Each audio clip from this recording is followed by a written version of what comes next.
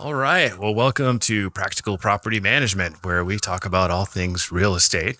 Yeah. And in today's podcast, we're here with Dave Corigliano from Scranton, Pennsylvania.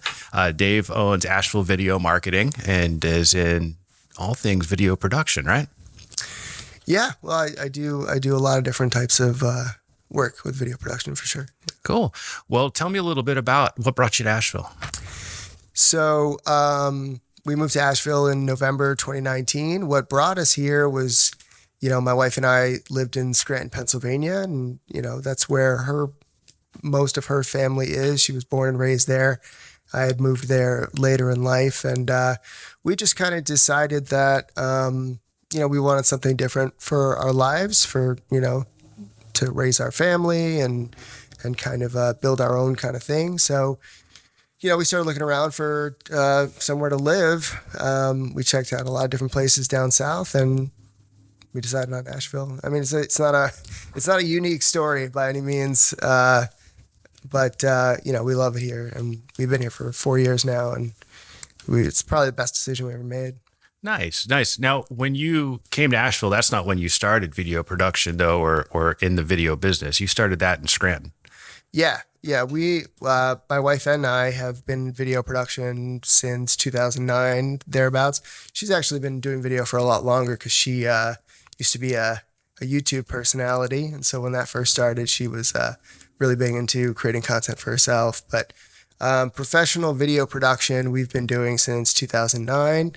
And since then, we built our business on corporate video, commercial video work, lots of different types of things we've done over the years.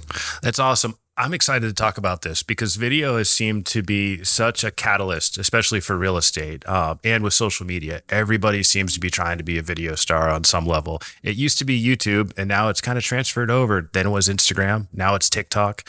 And I don't find myself aligning with that as, I'm 45 years old. So I kind of missed the sweet spot for TikTok and Instagram. My day was MySpace, and we didn't put videos on MySpace. I don't think so, at least. That was a while ago. Yeah. Cell phones were still evolving. I think we all had pagers back then. So when we talk about real estate and how video allows everyone access into the world of real estate, no matter where they are, for Asheville, a lot of our buyers are from out of town. Yeah.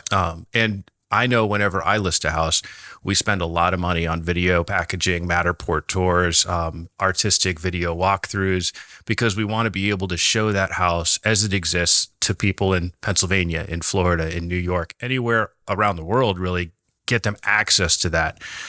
Is that something, do you put together those types of videos, or are you more involved in the post-production of those types of things? I've done listing videos in the past. It's not a big part of the kind of content that I create these days, but I do think they're super useful, not just to market a property, but also to market yourself as a realtor to future sellers that you want to list their home, to show them the quality of the marketing that you'll be doing for them. But that's interesting for me to hear that in this market, you still pay so much attention to that because it seems like, you shouldn't really have to do much because there's such limited inventory.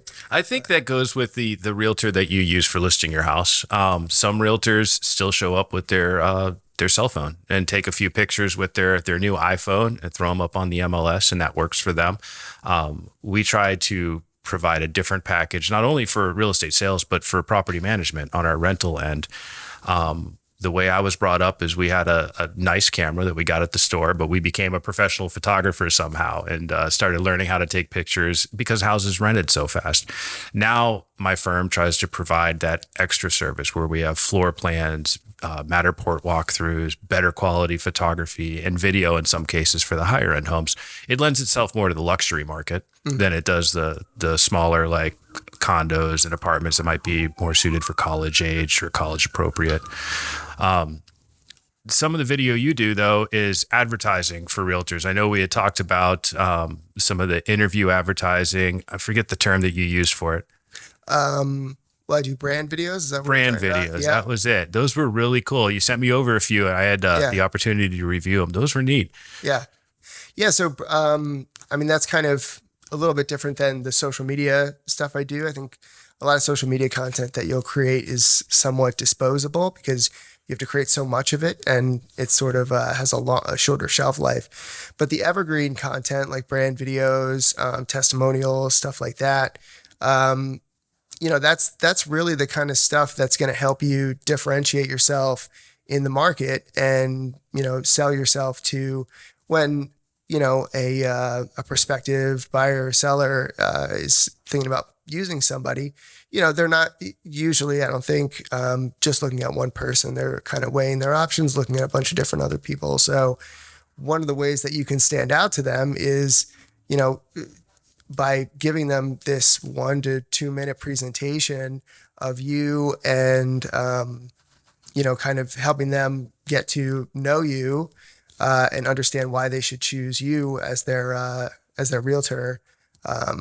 In just that short period of time, and you really get the opportunity to sort of paint a picture and, you create a little propaganda piece for yourself. But it's, those types of videos I think are essential for not just realtors, but for any kind of any business, but particularly, solopreneurs, service providers, people that are in a crowded market maybe, and really need to kind of paint that picture, like I said, of what makes them unique. Well, separate yourself from the pack, especially in real estate as it pertains to us as a realtor. The pack's big.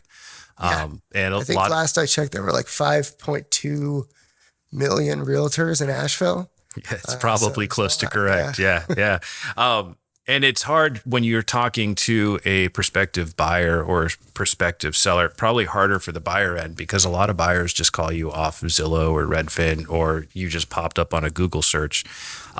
So when you're discussing how you can help somebody better than the next person, you really have to be clear in what your differences are, because otherwise you're just a realtor. A lot of people just view you as you're just the key to get in the door. You're not really doing anything. So having the type of videos you promote, I think, is essential in helping that. Being able to send somebody a link to that, or having that on your website, or having that as part of your paid social media or paid media campaigns. Yeah, you put it everywhere. Your goal would be just to get as many people to watch it as possible, not just prospective clients, but also people in your referral network, in your sphere of influence, because then now they have an asset to share with people that they might refer to you and stuff like that. So that's awesome, man. Well, with social media stuff, because I think that I know you don't do a ton of that, but you do offer. I do. Do you? Oh yeah. So then I know that you had talked about offering some type of tips and tricks and helping people kind of be able to make them self-sufficient versus making them addicted to having to pay you to do things for them. Yeah. Well, so a lot of people, realtors or whoever, small businesses, the cost of social media marketing, particularly with video, is still, it's a little inaccessible to have someone do it all for you all the time. Sure. Or at least how it should be done, right? And so what I want to do with people and what I do is, rather than have them struggling to do it all themselves, I want to get together with them and understand what the goals are, what they're trying to do, kind of prescribe a process and a system for them that, allows them to get the content out that's going to make a difference for them, consistently and frequently, without them feeling like they have a second job as a social media marketer or as a content creator, where it's very manageable for them. So, that usually includes maybe some form of me actually doing production for them, as well as them, doing some of it themselves, in a way that, I've found to be efficient, right? Because Sure. I think, how I got into it was, a year or two ago, I decided myself that I was going to start doing social media marketing for myself with video. And, video production is like any other business where you get really busy in the day to day, and doing that marketing it's tough. It's tough to manage that. It's very time consuming. So, I had to figure out for myself kind of how to do it efficiently and in a way that could actually be done. And what I learned through that is just what I now kind of share with other people to help them do the same thing. So I have found myself in that trap, the creating a second job for yourself. I have used a couple different social media companies. They're typically smaller companies. They're not huge nationwide companies. Right now I use Uncommon Social. So shout out to Elizabeth Slade, who really helps me as a 40-something-year-old guy try to navigate a realm that's totally dominated by the younger generation. But as I started to create content, it became a job. Suddenly, one piece of content wasn't enough. I needed 3 pieces of content, and then I needed that every week. And there's 4 weeks in a month. So all of a sudden, I'm trying to develop 12 pieces of content consistently throughout the first quarter of the year. While I'm still trying to run a business, grow a business, take care of employees, sell houses, buy houses, manage houses. Like there's just so much going on. And suddenly I needed to carve out a couple hours of time, many times throughout the week, to try to come up with a topic, film it. And you would think, or at least I would think when I started, this is easy. I'll just set up a camera. I'll talk about property management for a second. And bing, bang, boom. 30 minutes from now, I'll have a couple pieces of content, send them over to Liz. That's not how it works. Not how it ever worked for me. It always takes more time. It always takes multiple takes. And then even just coming up with topics that you think are going to be relevant, it's really easy to overthink it. So having somebody like Elizabeth in my corner has been life-changing for me. Because she stays on top of it. She kind of focuses and helps me have that other attitude for creating. And even now, I'm not a social media person. I don't get on Facebook. I might scroll Instagram or TikTok once in a while, but I'm not posting stuff. I don't have 1 million followers. And you're right, the paying a professional company, a serious professional company for social media content can be astronomically expensive compared to the results you get from that one little blurb of content. Yeah, it can. Well, it's all in how you look at it. So some of that evergreen content that we talked about earlier, brand video, testimonials, stuff that can go into your funnel and actually has a purpose as far as moving somebody further along to becoming a client or making the sale.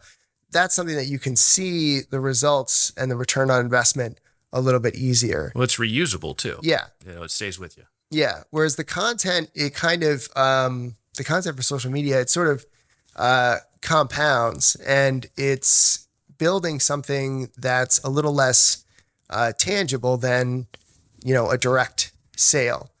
But I think, the hope is what you're going to do with this content. It's not how much did this one particular piece of content cost and what was the return on that. It's like in the aggregate over time, how much has this content contributed to building an audience of people who now know, like, and trust me, to the point that when they need to buy or sell a home, have their property managed or whatever it might be, they're more likely to reach out to me. It's hard to quantify that, but I think if you do it right, and it's just a long game. So, but doing that properly and building that audience versus, for instance, doing a serious advertising campaign and spending thousands of dollars a month on ads or Google or whatever it might be, probably in the long run is going to be more affordable or get you a better return. Sure. Well, branding is everything. Before I opened my own company, I incorporated my name, Al Sartorelli Real Estate, which I did purposely so I could start branding myself before I went out on my own. And I spent years with alsartorellirealestate.com and pushing that out there. So that way, when I went out on my own, all of those little things I did along the way would get people to come to me. And even now, when we're finally in a point where we're doing well, and by well, I don't mean we're making astronomical amounts of money, but we're consistent. And in real estate, consistency is really what you want to shoot for, because it's an inconsistent job. Yeah. You ride the waves when you can, and then you ride out the lows when you have to. So if you can kind of make those highs and lows a lot smaller, that's kind of, in my opinion, where you win.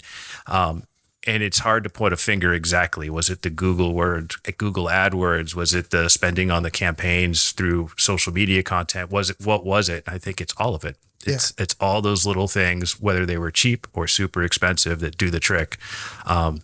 Which brings a whole other problem of when you're trying to budget for the next year, where do you make your changes? Yeah. And I think video and content creation has been essential, even for a guy like me who's not good at it, who's not a person who wants to do that stuff. I'm kind of forced to do it. But I always get people invested in communication through that, questions and answers and things like that. So I think it's worth it. Yeah. The algorithms on social media, I know nothing about, but I know people constantly advertise trying to fall in line with the algorithms to get video to go viral. Tell me about that. How do you?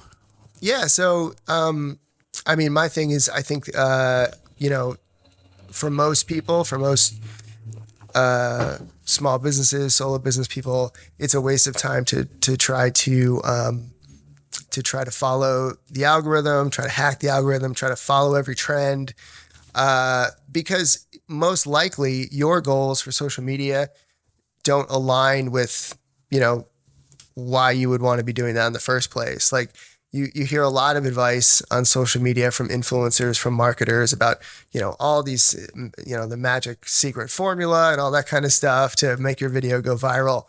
And, probably you don't need your videos to go viral.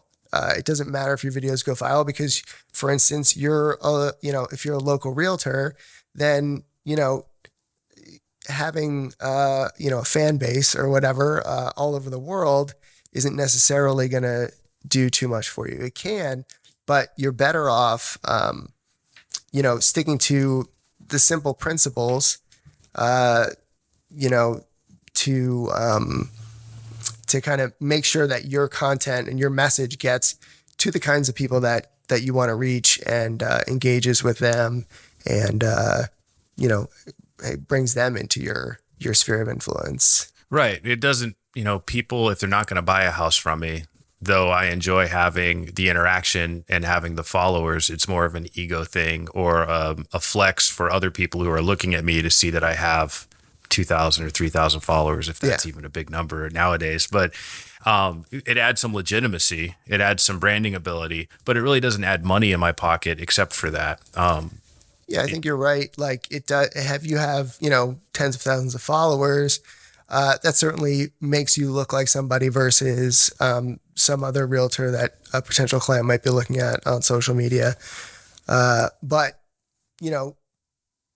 ultimately you just want to get your message to the kinds of people that you want to reach. And so how you do that is just by being really consistent about what your message is. And it doesn't necessarily just have to be about real estate. It could be about yourself, your personal brand. But the simple principles that you want to kind of stick to when it comes to marketing on social media are things like always be providing value in your content, right? So that means like, don't worry about the hard sell or the promoting yourself kind of stuff. You want to be adding to the conversation that's happening on social media as far as, whether you're entertaining people, whether you're educating them, just sticking to trying to, help people basically, When somebody comes to you and wants to employ you or employ your services to help with branding and commercials and video content creation, do you help them with their storyline, with their brand, help them write out all of those things that they need to focus on? Or are you more like you got to have something together for you and then you can show up and film it? How does that work? Because a guy like me, I know that I want it, but I don't have time to write a script. I don't have the time, and I probably don't have the creativity. Even if I had the time to write a good script, I wouldn't know what one looks like. Is that something that your company helps with? Yeah, absolutely. So where it almost always starts with somebody is, we're going to have a meeting to talk about what your goals are and figure out what is an appropriate strategy for you, whether it's with social media marketing, whether it's with creating some of those video assets that are, going to be able to be reusable, whether it's an ad campaign, whatever. And from there, we're going to figure out what are all the things that you need in order to make that work. And so if, for example, a part of that is, social media, scripted social media videos every week or however, whatever the frequency needs to be, then what that usually looks like is I'll have somebody come up with some topics, maybe write a paragraph about it, just however you would say it. And then, before we shoot, I'm going to take that and I'm going to structure it into a nice little script. And I think, one of the things that I do, especially with the social media content that people really, that makes us really efficient and people really seem to work really well with, is I direct them from behind the camera rather than have them memorize anything or, struggle with a teleprompter or anything like that. We just go line by line and make sure that we get everything that we need with the delivery that we want. And then, they don't have to think about it again. It all gets cut together and then they get that, end product. I think that's super important. I know for me, and I got to assume that for most people or someone that might be watching this, thinking to themselves, I'd really like to do that, but I have no experience. I'm going to suck at it. I know that's probably the most common thing that I say to Elizabeth when we're shooting social media stuff is just don't let me look stupid. Yeah. Just stop it. Let's re-record it. Tell me if I'm looking dumb, because that's the worst feeling, especially when you're uncomfortable with it already, having a camera in your face or talking into a cell phone camera. So if somebody is thinking we do want that in our company, or as a realtor, I do want to put that out, put myself apart from everyone else using that, using your company, they don't have to stress over being a first timer. Yeah, not at all. I mean, so I mentioned before that kind of how I got into the way that I work now with people is I started doing it myself. And so I like to think that I'm kind of on this journey with my clients. Like we're all figuring it out together. And when it comes to just starting out with creating videos for yourself, like, yeah, you're going to suck. Like that's just how it's going to go. You're going to suck at first. It's going to be uncomfortable. Like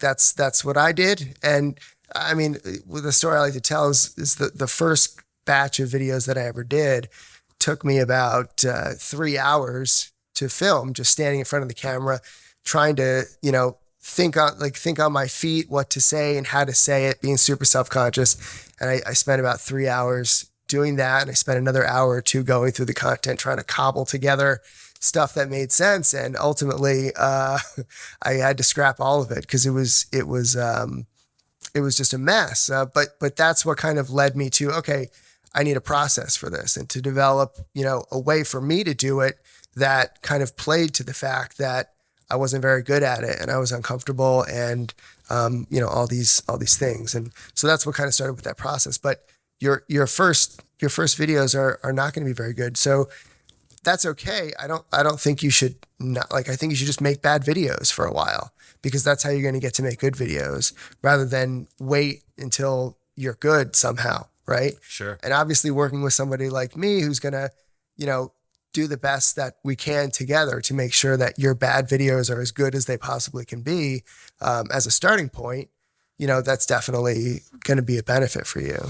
Well, you definitely see people online that have the it factor when they're shooting videos. They're super comfortable in front of the camera. It comes across amazing. And then you see folks who are uncomfortable. And you're right. I think that's a learned behavior. Once you're doing it for a while, you get a little bit more comfortable. You start allowing your self-expression to come out, kind of show your own character versus being, I know I'm uptight. I'm trying to make sure I don't say anything wrong, especially in property management. It can be very easy to accidentally not mean what you said, say something that may be interpreted the wrong way, and suddenly you're giving legal advice over a social media platform. So it's easy to overthink things too. And having somebody in your corner that can kind of simplify that process, make you relax a little bit, kind of come back to it in a minute, and then edit it all together, all the good parts, and take out all the bad. Yeah.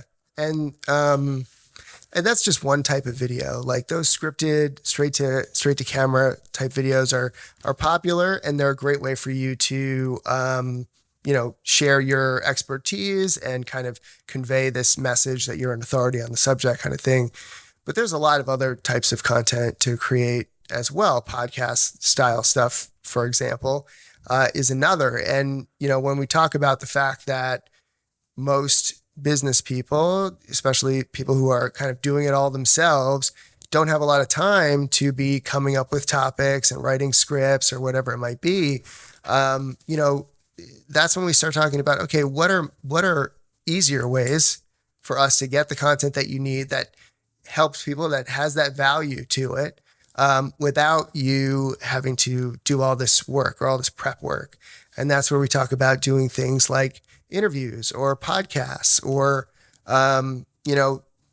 different like live streaming platforms are really good, like Instagram or Facebook Live, YouTube Live, something like that, where you can just get in front of the camera, talk about a topic, just kind of stream of conscious, right? Answer questions from people.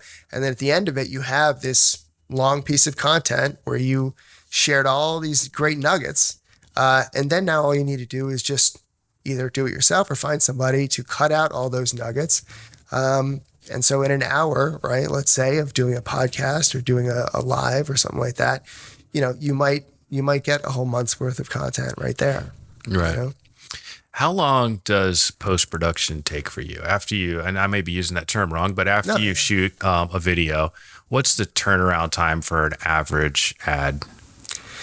Well, so there was pre us having a child, and then there's how life is today, and how life is today is that I've had to kind of change the way that I do things and bring on other people to help me continue, because I pride myself somewhat on being a very fast editor. I'm very efficient. I'm editing while we're shooting in my mind, knowing how things are going to be. But it's, these days finding literally finding the time to do it, is a struggle. But as far as turnaround times and things like that, the system that I use now, we can typically turn around things like what I was just like the scripted videos are the fastest to turn around, because all we're doing is just pulling out the good takes, putting everything together, putting those fancy captions and things on there, and we have a whole system to do that, to turn them around in just a couple days. Some of those bigger projects like the brand videos and stuff that we talked about, those might be a couple of weeks, a week or two. And then really the stuff that takes the longest is the stuff that we're just going to shoot some content and figure out what to do with it later. And that those can sometimes be a project, but the systems that I've put into place, because again, it's all about efficiency, and it's about, really just getting stuff out there. That's the priority. So we want to make sure that we kind of, balance that, right? So we're not always going after perfection. Sometimes we're just going after effective, right? Sure. The minimum kind of viability in order to get the content out there and get it producing results. If somebody's at home right now, maybe they have some social media presence, maybe they're just thinking about starting and they're going to start shooting some little videos, some live stuff. What are two things to avoid? If you had to come up with two off the top of your head, I know I didn't prep you for this question. Yeah. So, two things for them not to do.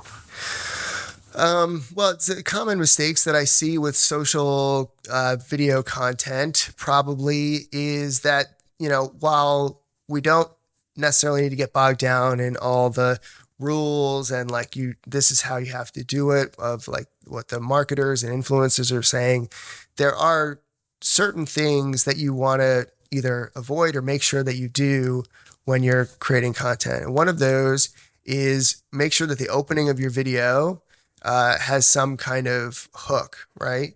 Which basically just means that you want to create curiosity in the person who's watching it enough so that they continue watching it. Because how most people are consuming this content is they're on their phone, they're going through their feed, whether it's Instagram Reels or TikTok or Facebook, and they're just scrolling. And it's like, you really do. If you've ever watched, somebody, maybe yourself, it doesn't sound like you're a big social media guy, but most people, how they use their feeds is they're just scrolling, and it's like you have a split second to capture somebody's attention. And so the thing to avoid there is, don't open your videos with things like, hey guys, or hey, I just wanted to hop on here and, say something, or hey, it's Al Sartorelli with, whatever. Because like they've already scrolled past by the time you get into what you're going to say. You're going to do a lot better if you just open with the main takeaway, right? Yeah. Or tease that. And the second thing I'd say is pretty simple, but it's just those captions, having those words on your videos that, and it shocks me that more people don't do it, because it's not just to get basic captions on there. Most of these platforms like allow you to just do that as you're uploading it.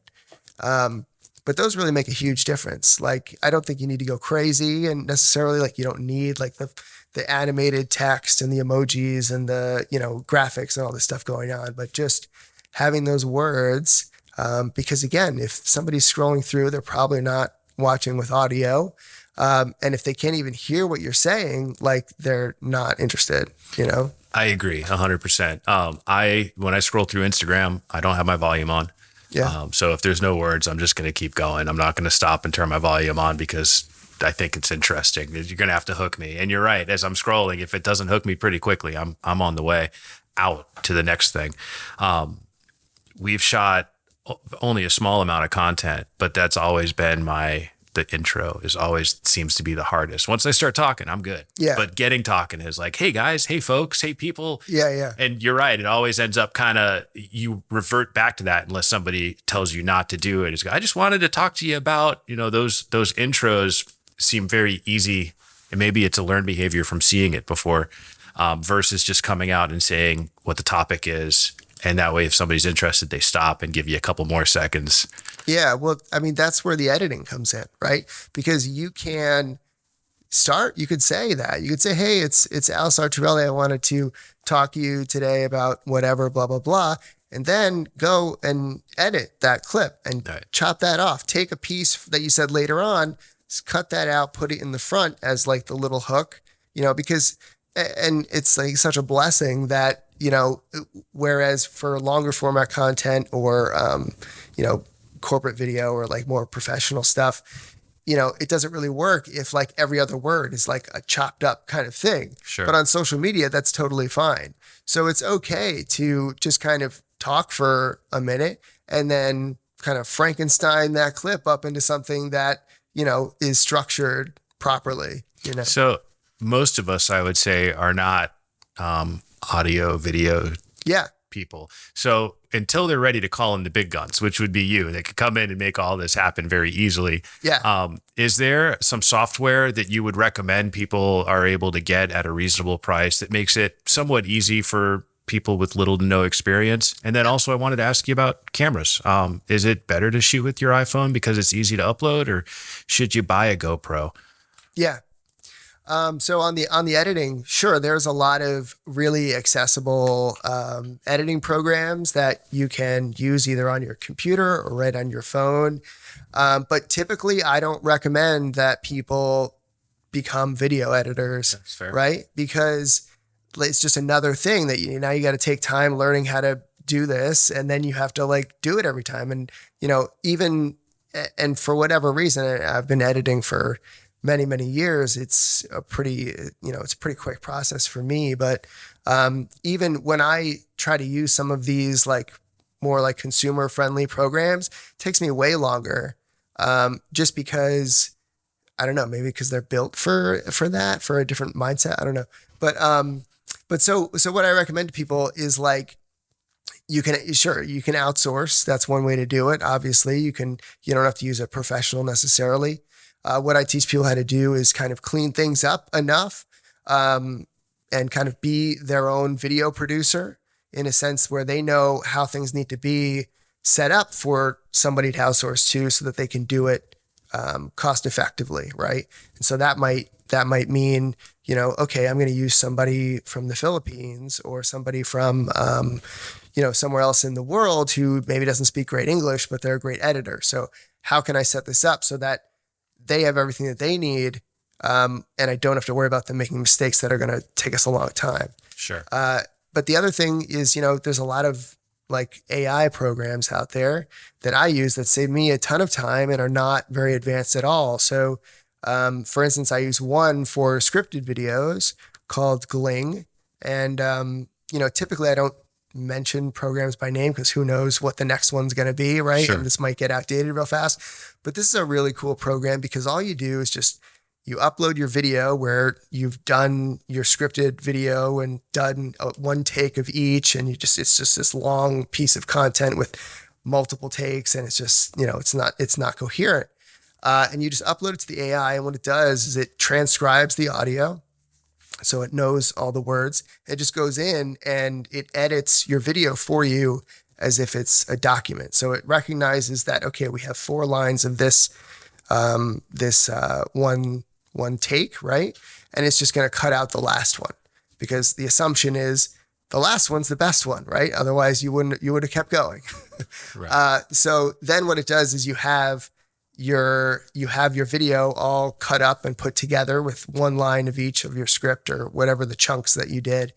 And then you get to go in and just say, okay, actually, I didn't like that take. The 3rd take was better than the 4th or whatever. And you just click on the take that you liked. And then you get that kind of finished product without having to actually go in and cut and splice and do all that kind of stuff. I got to assume that the social media or the influencers I see on TikTok are not professional editors, but somehow they're creating content and able to have it spliced up and put together in a way that's very entertaining and very professional. I use Fiverr for lots of gig work, small stuff, graphic design or website or something small, a splash page, maybe a flyer design. I just don't have time to do it. I don't want to spend a half a day on Photoshop trying to make a small advertisement. So that seems like a really good place if you're able to set somebody up for success. It seems like a can of worms. So I've sent a Dropbox link with a 1.5 hour podcast of me and another property manager just talking about stuff and asked them to chop it up for me. And unless you are specific, you're not going to get your expectations met, I think, if your expectations are what you see on social media. So what you're saying by setting people up for success, giving them the playbook of how to film everything so you can outsource it, seems like a really, really smart thing for folks. Yeah, and it's just based on my experience of using freelancers, whether they're from Fiverr, whether they're people that I know, whether whether it's an editing service or something like that. I know how everything should be, and like I said, I have sort of a process that is pretty much the same for everything that I do. So it's just about understanding all the parts of it and how it's supposed to work, and then once you know that, then you know kind of how to, like, which parts to outsource. So if you're working, for instance, with someone who doesn't speak English, then you know that, okay, I need to provide you with a transcript with the proper spellings of things. I need to maybe educate you on the context of the clip, or give you some direction on different B-roll that you might use, stuff like that. Sure. I think it all comes down to a time or money equation. You either have time or you have money. And if you can choose what you want to do, I think being able to bring in professionals, local professionals like yourself to handle everything is a huge time saver. Yeah. May not be as cheap as hiring somebody in the Philippines, but you're probably going to have 10 times the workload to prep it for somebody overseas to make sure you get what you want. Yeah. Let's talk about equipment for normal people. Equipment, like for me, I use my iPhone. It's easy. It's already formatted for Instagram.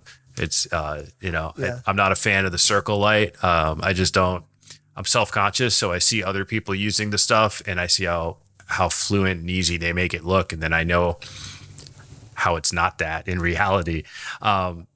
what would you say are equipment must-haves, or maybe stay away from, for people who are just starting to try to film content with the expectation that they're going to send it over to somebody like you, or somebody who's going to help make that post-production work for them? I think, my recommendation typically is, and this is like a saying or something that, I've heard a lot, which is like, the best camera is the one that you're actually going to use. Right. So, how that translates, like in my life, for instance, is my wife and I are both professional videographers, and we're also great photographers ourselves. But when we go anywhere, we rarely bring our gear with us. We just use our phones, because it's more likely that we're going to capture a moment, especially if it's something like fleeting in time or whatever, with our phone that we can just whip out, then walk around all day with the camera and stuff.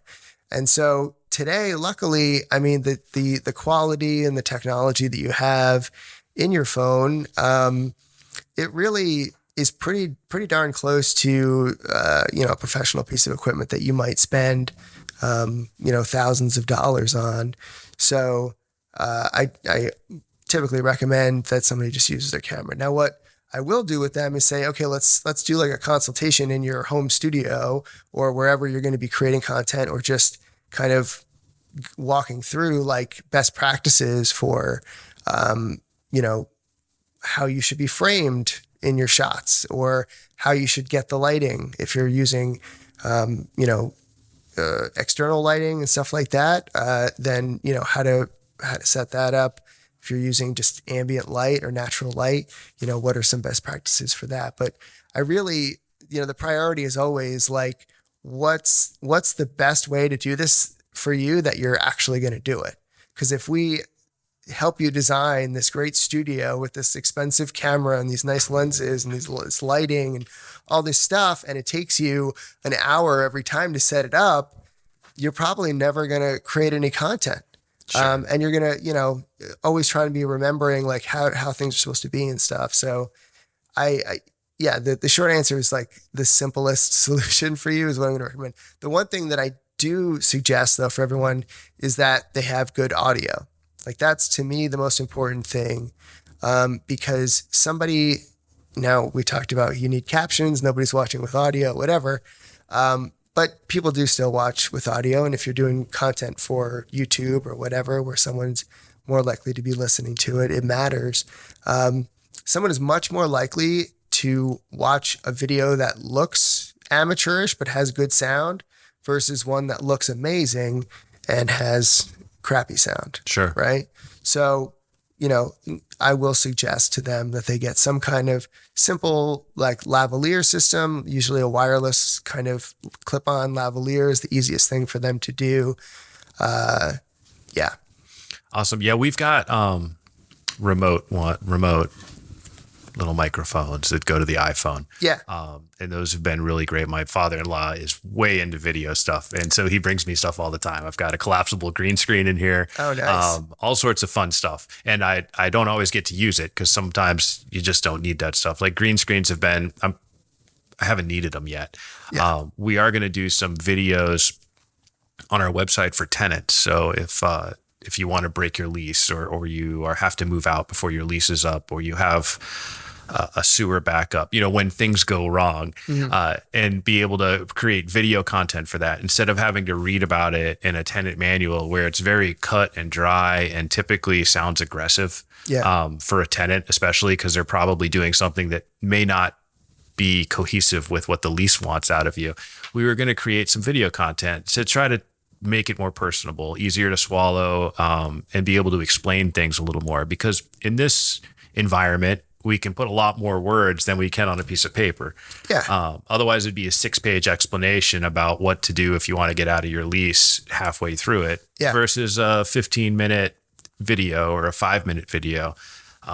And I think on those, we might be able to use the green screen more, because then I can put content behind me. Yeah. And you can be like flying around like the different properties on Mars or whatever, Yeah. No, yeah, that's a good idea. Yeah, I think, and I think you're right. Don't overthink. It's probably a really good term or phrase for shooting some of the social media stuff. Just use your cell phone, get the content. Making the content is probably more important than thinking about the different angles and the different equipment. Like I said, you're gonna suck in the beginning anyway. So like, why not? It can look bad too. Yeah. Like it So sucks. suck without spending 10 grand on a camera. Yeah, but I think that the quality is not something. If it's going to prevent you from making the content, then it's just not a good idea to do that. I think one of the coolest things that I've liked about reading your bio and your company and kind of what you do with video production, not only do you have great video production skills, but you offer the consulting end. And that appeals to me and most likely to guys like me who I want to understand, I want to learn. I don't want to spend a ton of money on something that I don't know anything about. I have over the years trying to make my way in real estate, spent money on crap that doesn't work. And people swear it does. Business coaches, you name it, any sales pitch to try to help you build your company, generate leads, build passive income in real estate, all of those things. So as you start moving through that, you start realizing you have to go through it to realize it's bullshit on some level. So having someone who'll consult versus just sell you a $3,000 or $5,000 video package or more or less. But, instead of just selling me a product and telling me it's going to work, you're willing to come into my office, sit down, explain what we can do together and what I can do on my own to be profitable in this. Yeah. Yeah. I think that's the main thing for me. And I've always worked with, small businesses and kind of like people who are typically the head of the business. They're either doing everything themselves or they have a small team. And so when I was brought in to create video content, it usually was right with the owner of the company. It wasn't with their marketing department or anybody who had a plan and this is what we're going to do. So I would go in and make content for them without really understanding where it fit into their plan or what they were trying to do. So, doing that for so long kind of informed me on the need to really have that discussion with somebody about why do you want to do this at all? Because like, I love money, right? I love to get work, sure, but I want to understand like, okay, you want video for your business. For what purpose what do you think the result is going to be? Because frequently people want a specific type of video. And so we start there. But, and we might sometimes find out that like doing this video or, or this kind of strategy that you have is not the best way for you to get to that result. And maybe you need to be doing something else. I'm happy to do that because like, I don't want to have someone invest all this money, put all their faith in me. Cause like frequently when someone's in that position, they're like really hoping that like this video is going to change the game, and I don't want to, I don't want to do something that's not going to get them what they want. And so, so it started with that. And then, now it's just really about helping people, like you said, helping them understand, what they're doing and the best way to do it. But also kind of, like I said, like I'm in this too, I'm doing this stuff myself. And so, I've taken the courses that don't work and like I've made a lot of mistakes that, people commonly make. And so I can be there to be like, listen, rather than figure this out, here's what works. Let's try this. So I think that is very helpful for a lot of people. I like that business plan or the business model. In property management, I frequently bill myself as somebody who will answer your questions for free. But you don't have to use me. I don't have to be your property manager. You can just be Joe on the street with a rental property and you've got a question about whether your tenants really have to clean the gutters or not, whether that's their responsibility, or whatever it might be. Normally it relates to lawn care for some reason. I guess it's summer, so that's on everyone's mind. Or you have a problem tenant. And I'm not a lawyer. I can't give legal advice, but I can tell you what I would do as a property manager. And I frequently get calls from people who just have questions. And 7 months down the road, those people turn into clients. So to me, that business model of just being there, helping people where they're at instead of trying to bring them to where you are. Because I don't know that I would be ready to spend thousands and thousands of dollars on a video promotional package with anybody. But having somebody who's willing to meet me where I'm at, figure out how we can get there, and then we start the process, I think that it's an easy progression, safer progression. Yeah, exactly. Most people are not in that position, even though it might be like you might be able to easily show that, look, if we do this, it's going to lead to this result. It's going to lead to this result, and you're going to, get the return and be able to, now like finance the next thing or whatever. But for whatever reason, it's just not going to happen. So it's like, how do we get you to the place where that is something that you can do? What are the first steps? Often it's like, okay, with those brand videos, like people go to my website and nothing happens. They don't convert. Okay, what if we had a video at the top of your website that, anybody who sees it, in 2 minutes, they're either totally sold on wanting to work with you or they're not, right? Now we can, bump up that conversion rate. So it's like whatever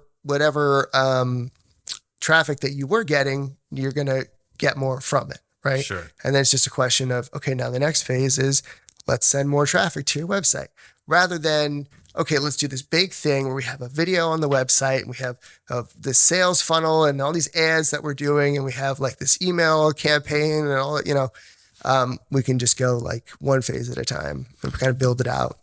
We've talked about getting started, everything from social media to full-fledged advertising, small videos, big videos. We've talked about consulting, equipment, all those wonderful things. I've got two more things that I wanted to touch on.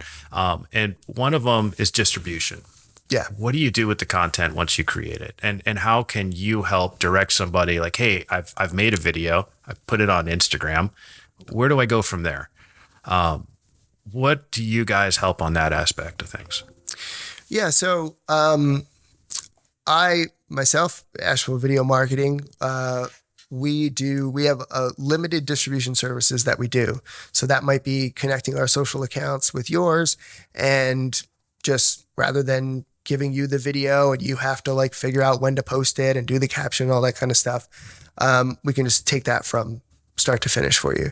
But then if you need or want more advanced social media management type stuff, as far as like, okay, like kind of omnipresent or omni-channel marketing and creating graphics and Instagram carousels and all the bells and whistles engagement, that's where, you would talk to my wife, who runs her company's called Foxy Media and Marketing, and she does full service social media management and strategy.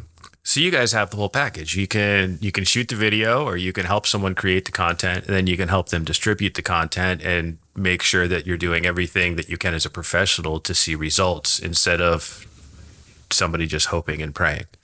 Yeah, that's the goal, is really, like I said, when we first sit down with somebody, understand what they're trying to do. Maybe they're not ready for the whole thing right now, but at least we know what the whole thing is. And then we have the resources to grow with them, sort of, and get to that point. Because I think that's the goal for anybody, is eventually they don't want to do any of this stuff. They just want to do their business. And then they want to find people to do their business and go like sit on a beach somewhere or whatever. Like, right. So, that's, we just want to be a part of that. Yeah. In my off time, the last thing I want to do is another job. Yeah. It's very important to try to get downtime, and it's easy to fill that space by trying to become the professional in advertising, a professional in video, a professional in social media marketing, all the things that if you're not gifted with that stuff or grew up with that stuff, you definitely have to learn it. So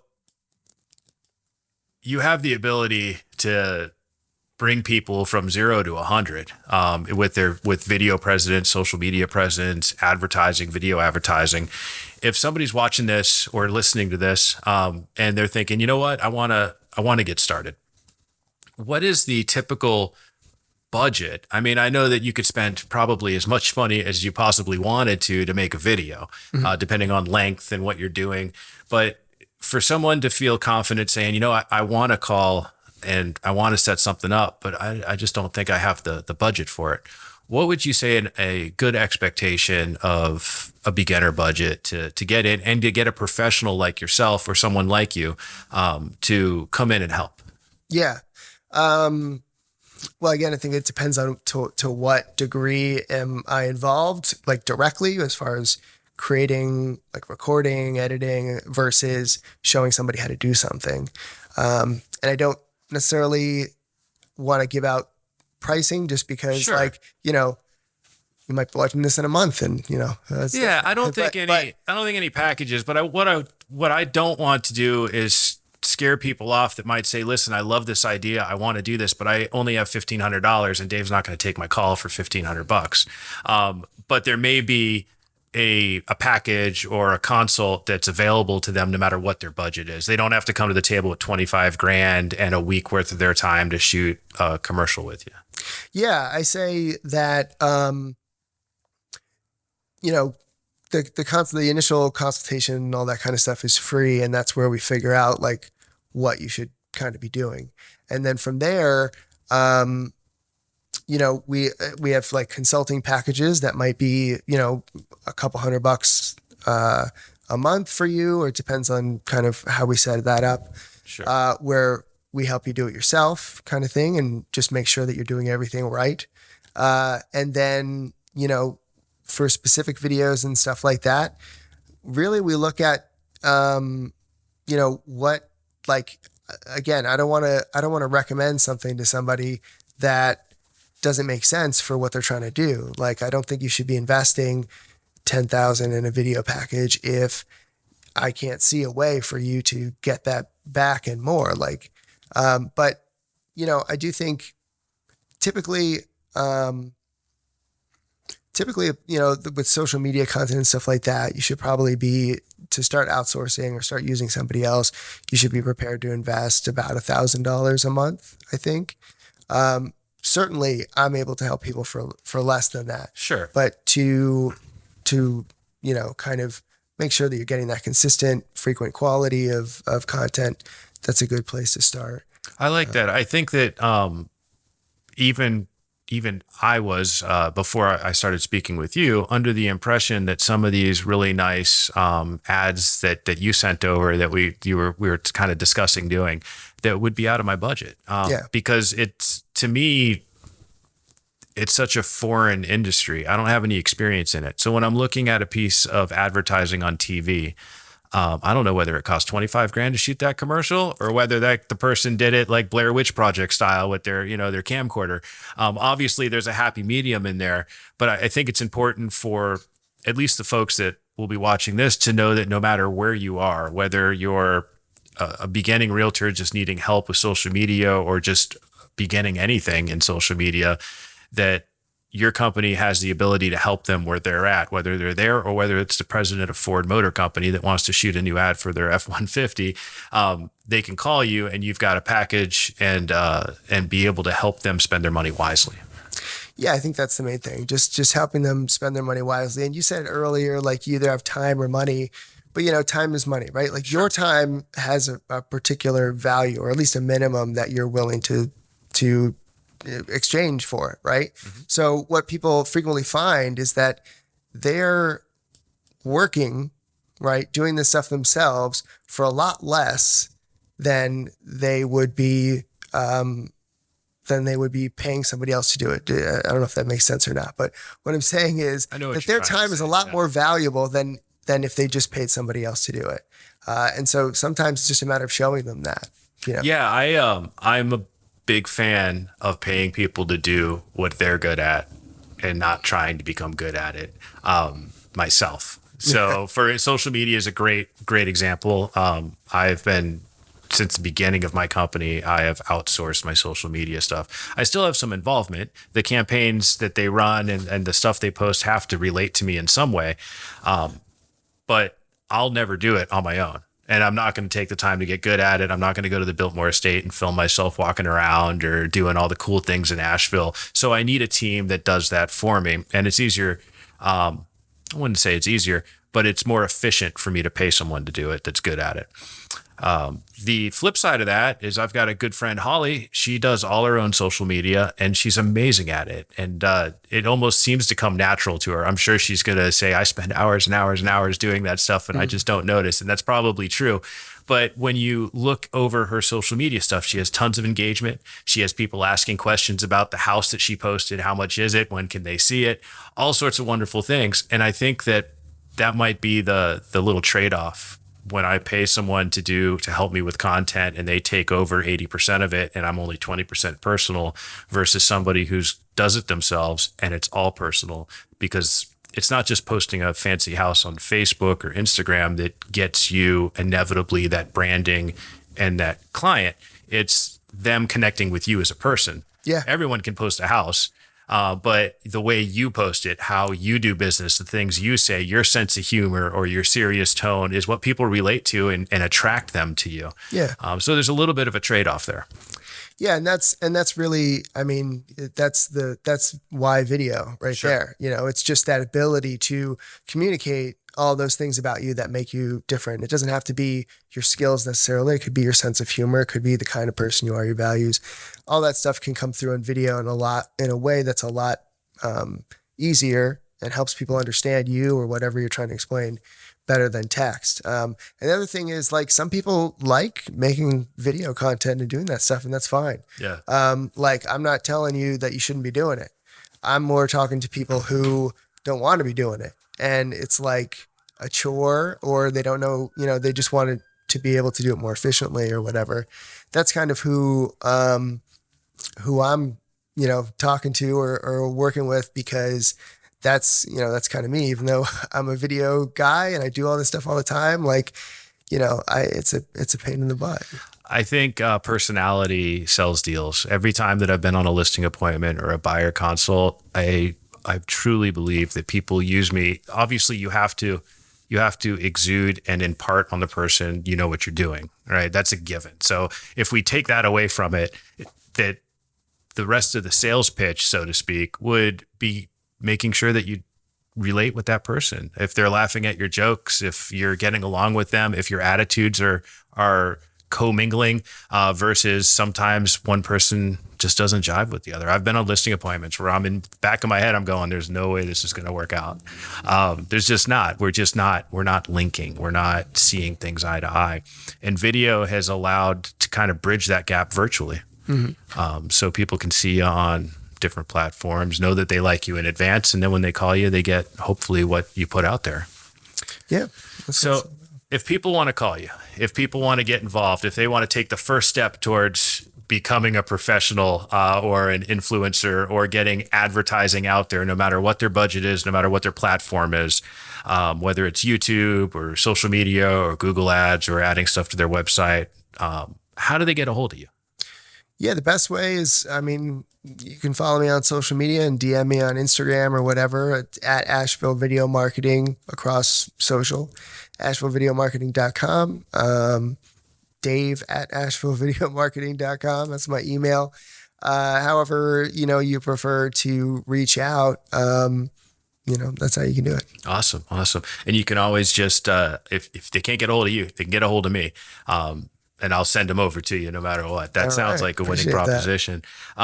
It's good talking with another Paisan. You know, it's good. I, as an Italian, this doesn't have to be on there, but as an Italian, I always enjoy doing business with people from New England, with people of heritage. You know, we all immigrated here in the last, 3 generations? I think you said your great grandfather. Yeah. My grandfather's parents were from Italy. My grandmother's parents were from Lebanon, right? Except, you know, on my mother's side, both of her parents, I mean, they're like, you know, they came over on the Mayflower or whatever. I don't know. That's awesome. My father's side was Italian. My mom was German, Norwegian. Okay. So that area. And, so New England was our home base, just because I think my mom died when I was younger. So my father's side is kind of how I identify growing up and all those traditions and stuff. And it's good. I went on a listing appointment out in Conisty Falls to a Okay. couple. The gentleman was from northern Italy, came as a kid. Yeah. And his wife was from, I think, Sicily. And it was such an amazing experience to culturally. I don't know why Italians can. I'm sure everyone does when they kind of connect with their own past culture. But man, we had espressos, we had biscotti, we had a great time. We barely talked real estate. Yeah. And hopefully I'll be selling their house soon. We'll see if the barely talking real estate thing paid off. But it was such a good time that honestly I left out of there going, I don't even if you don't use me to list your home, this was amazing. Yeah. And I think that's probably the last or the main point when it comes to like the social media marketing and stuff like that. It's like it's really just about forming those connections with people, getting people from your sphere in real life online to follow you and see you all the time, get a better sense of who you are. Because like if they really like you, if you're the kind of person that they would have a biscotti and espresso with or whatever, then, when they need something from you, you're going to be who they reach out to, right? It is, man. You're either the type of person who puts Sambuca in your espresso or you're not. All right. Well, thank you for taking the time to talk with me, man. This has been fun. I hope that we're able to do this again, and I have high hopes for us working together in the future. Awesome, man. Appreciate it. All right. Thanks.